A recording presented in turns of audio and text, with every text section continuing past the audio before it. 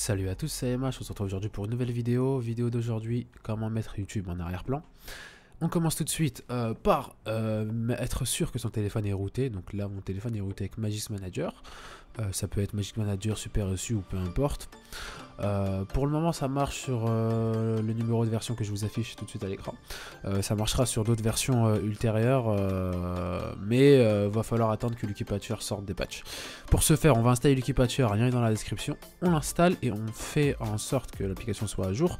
Donc on se rend dans les paramètres, puis on force la mise à jour. Ou auquel cas, par exemple là, je vais rien avoir comme réponse pour mettre à jour, mais j'attends un petit peu et dès le lancement de Lucky Patcher, de lui-même, il va me proposer la mise à jour. Que voilà. Donc on met à jour, on installe l'APK et pour le moment tout ira bien. On va aller ensuite dans le menu des patchs, faire en sorte que tous les patchs personnalisés soient à jour. C'est le cas pour moi. On se rend maintenant sur l'application YouTube. On va aller dans le menu des patchs et dans les patchs personnalisés, on va appliquer, regarder les descriptifs et on applique celui qui est la version la plus haute. Donc là par exemple pour mon cas ça va être le troisième. Le troisième, je vais vous montrer, il dit que ça marche pour la version de YouTube qui est celle-ci. Ce n'est pas la mienne, mais pourtant ça va très bien marcher avec mon patch, c'est compatible avec mon application YouTube, pardon. Donc on lance, ça va prendre plus ou moins de temps, ça va avoir 1 minute au grand maximum pour appliquer le patch.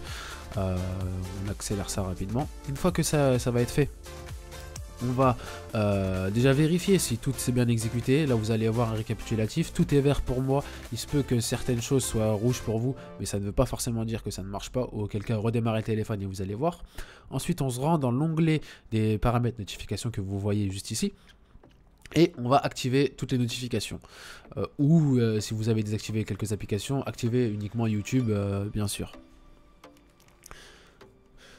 Une fois cela fait, on va pouvoir lancer l'application YouTube et aller tester ça. Moi je me rends dans l'onglet des tendances et lancer une vidéo.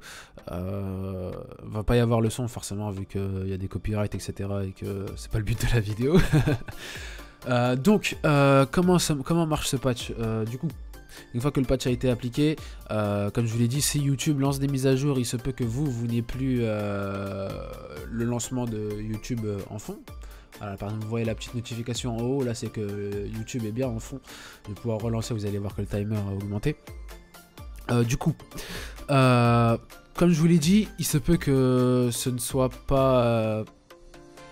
compatible à certains moments. Il va falloir attendre que les développeurs de Lucky Patcher sortent les patchs personnalisés. Lorsqu'ils sortent ces patchs personnalisés, libre à vous de les essayer et de voir si ça marche. Si ça ne marche pas, va falloir attendre. C'est la seule méthode qu'il y a pour aujourd'hui, à part si vous en connaissez d'autres et je vous invite à les partager. Donc une fois que l'application est en arrière-plan, vous pouvez lancer n'importe quelle application par-dessus. Vous pouvez verrouiller le téléphone ou faire n'importe quoi sur votre téléphone, peu importe, même passer un appel si vous voulez. La seule exception c'est que si vous lancez par exemple une application de musique, forcément le flux audio de la musique prendra le dessus sur le flux YouTube et la vidéo se coupera. Vous pouvez accéder aux raccourcis par exemple, voilà les raccourcis que je vous montre tout de suite via votre interface de lock screen. Et c'est à peu près tout, sachant que je vous rajoute ça, c'est une petite astuce, si vous êtes en déplacement etc et que vous avez une connexion qui n'est pas forcément fiable, c'est pas mal d'avoir cette méthode parce que lorsqu'on verrouille le téléphone, il n'y a que le flux audio qui est récupéré par le téléphone. Du coup, il se peut que lorsque vous relancez la vidéo, vous ayez un écran noir pendant 1 ou 2 secondes, le temps que le flux vidéo soit reçu par le téléphone. Et voilà tout, c'était AMH, j'espère que la vidéo vous aura plu. Moi je vous dis à la prochaine.